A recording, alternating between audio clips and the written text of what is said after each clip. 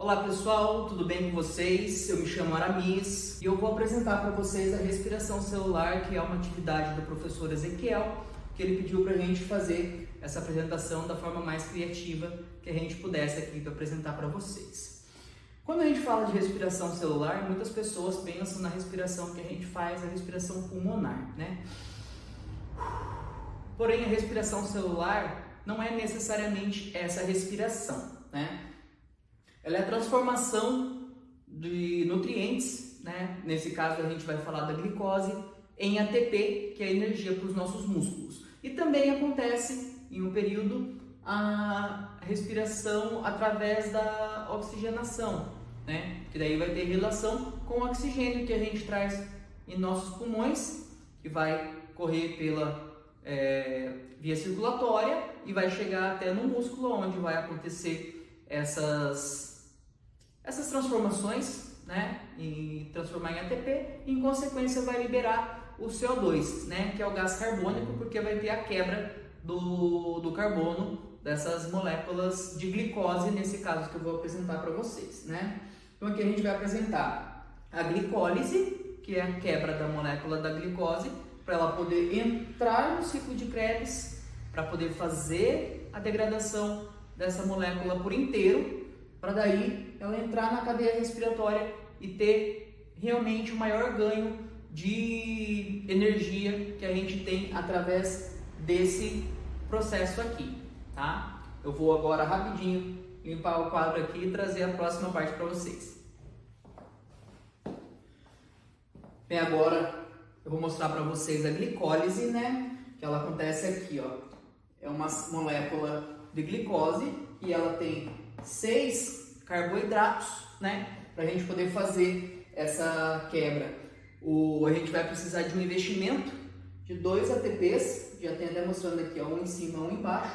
Um vai emprestar um fosfato aqui que vai se ligar à glicose, e o outro vai emprestar um outro fosfato que vai se ligar aqui nessa glicose.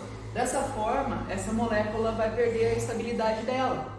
Aí vai entrar uma enzima que vai fazer a quebra dela aqui no meio e vai se dividir em 2 moléculas, cada uma com 3 carbonos, né? Por essa ligação, por essa quebra dessa molécula, ela libera elétrons. Esses elétrons livres, eles vão se ligar aos NADs que estão ali no citoplasma, vai formar 2 NAD+. Como existe dentro aí do citoplasma alguns fosfatos livres circulando por ali, então vai se ligar na ponta onde está esses carbonos aqui, outro fosfato, ele vai ficar dessa forma: um fosfato, 3 carbonos e um outro fosfato. Quando ele está nessa forma, vem o ADP, que é a adenosina difosfato, e ela precisa de mais um fosfato para que ela se torne um ATP, que é aquilo que a gente está buscando através desse metabolismo, conseguir a produção de ATP. Então aqui o ADP que está circulando pelo citoplasma, ele vai se apropriar desse fosfato, transformando em 1 ATP, 2 ATPs, 3 ATPs, 4 ATPs, certo? Aí a gente vai ficar com 2 moléculas, cada uma com 3 carbonos, que nós chamamos essas moléculas de piruvato. E são essas 2 que vão que vão fazer o ciclo de Krebs na próxima parte da respiração celular. Então, a gente terminou com um saldo do que aqui na glicólise? A gente tem 2 NAD+, que a gente conseguiu aqui por essa liberação de elétrons. A gente vai ter um total de 4 ATP. Como fizemos o investimento de 2 ATP no início do processo, então a gente tem um resultado de 2 NAD+, 2 ATP e 2 piruvato, que vai dar continuidade no ciclo de Krebs. E eu vou agora trazer para vocês o ciclo de Krebs para a gente continuar estudando.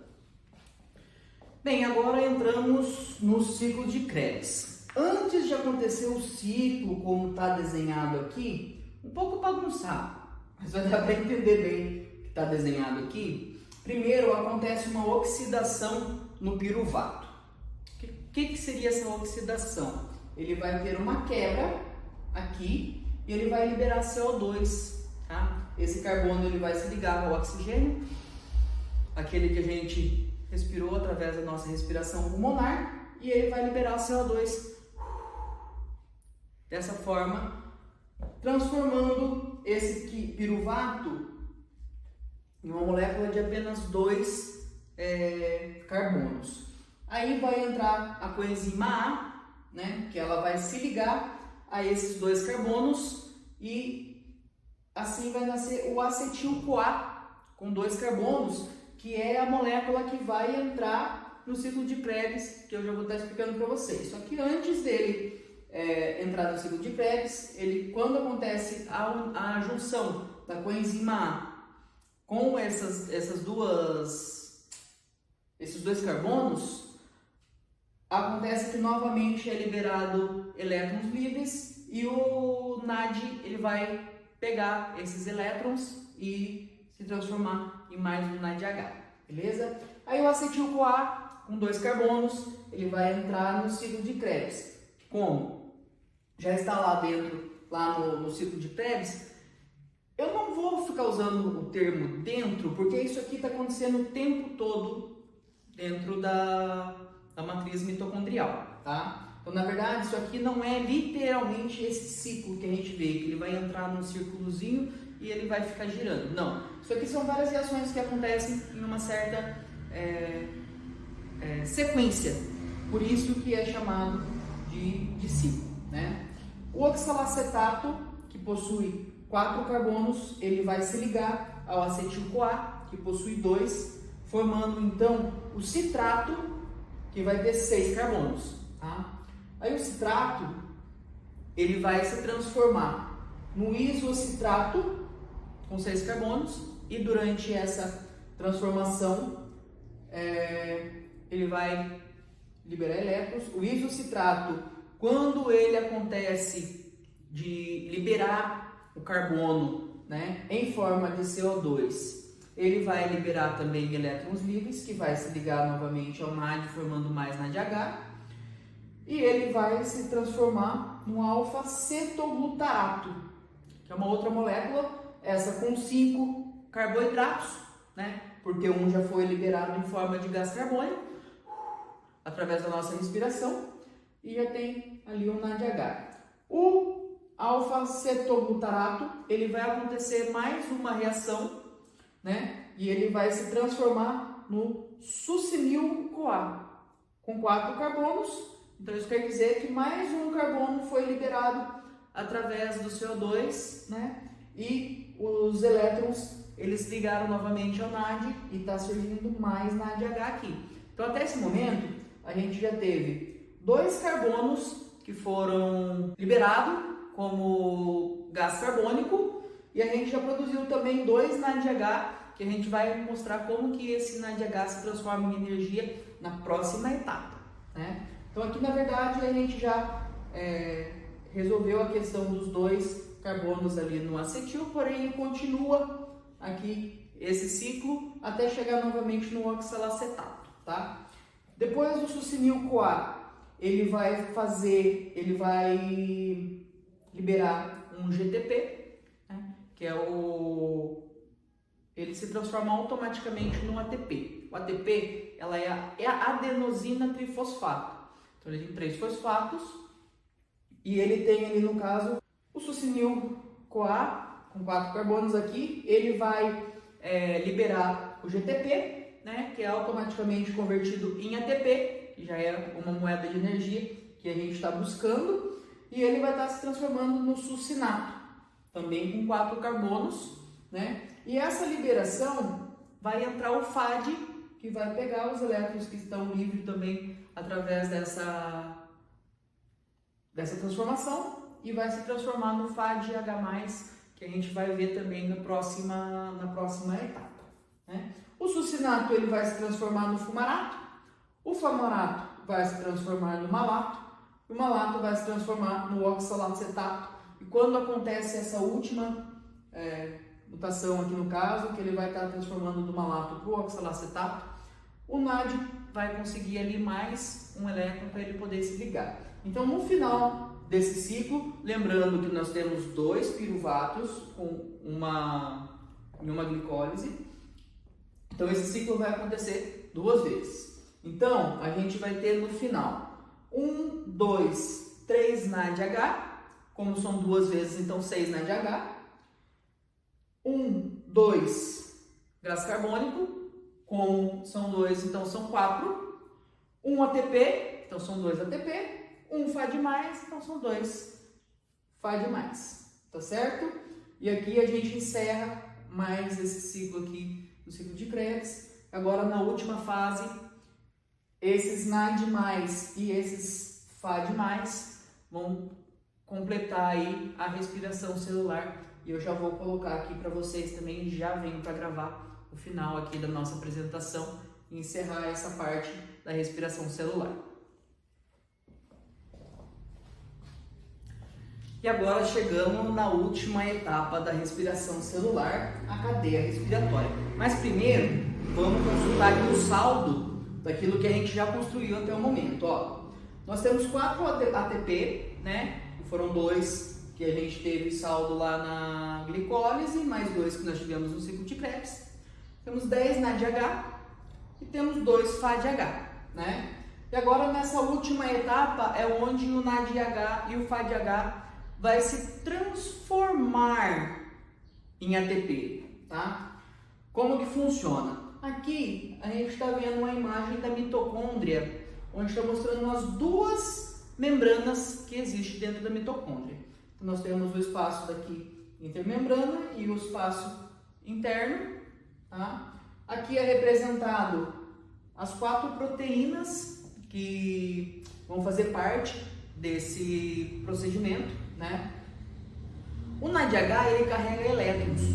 Como ele carrega elétrons, tanto o NADH quanto o FADH, esses elétrons vão entrar aqui nessa membrana e vai ser transportado por essas proteínas, sendo atraído pelo oxigênio que está aqui na frente. Eu até esqueci de colocar o oxigênio, deixa eu pegar aqui minha caneta que eu vou acrescentar. O oxigênio, aquele que a gente está respirando, né?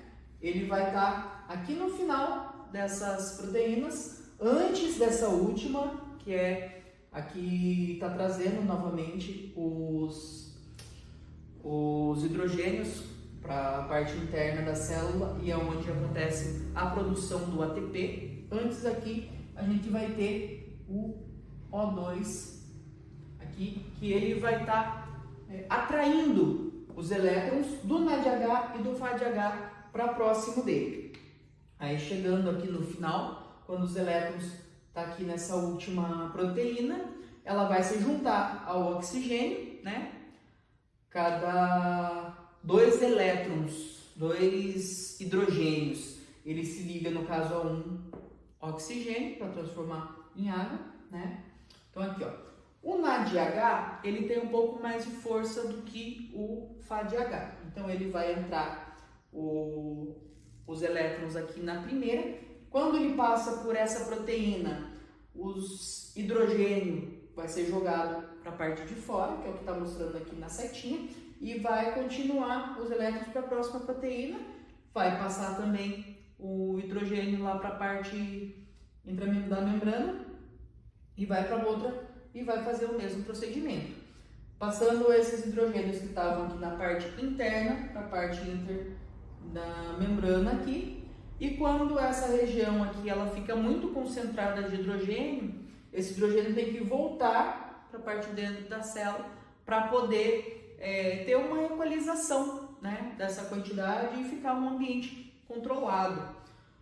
O FADH, ele começa na segunda proteína e vai fazer a mesma coisa que o NADH. Ele vai passar pela primeira proteína, vai liberar os elétrons, vai fazer com que o hidrogênio passe lá para a parte de fora e vai passar no terceiro aqui, sendo atraído pelo oxigênio e vai empurrar esse hidrogênio novamente para fora. E quando eles voltarem aqui por essa outra proteína, que é chamada de ATP sintase, né, que é onde acontece a síntese de ATP, ele vai passar novamente o hidrogênio para cá, vai ter a ação de um ADP aqui, ele vai se conectar para poder pegar um fosfato quando ele gira aqui para poder transformar o ADP em ATP. Então, assim é finalizado a cadeia respiratória, né? Para a gente poder saber quantos ATP são formados através desse procedimento. A gente faz uma continha, né?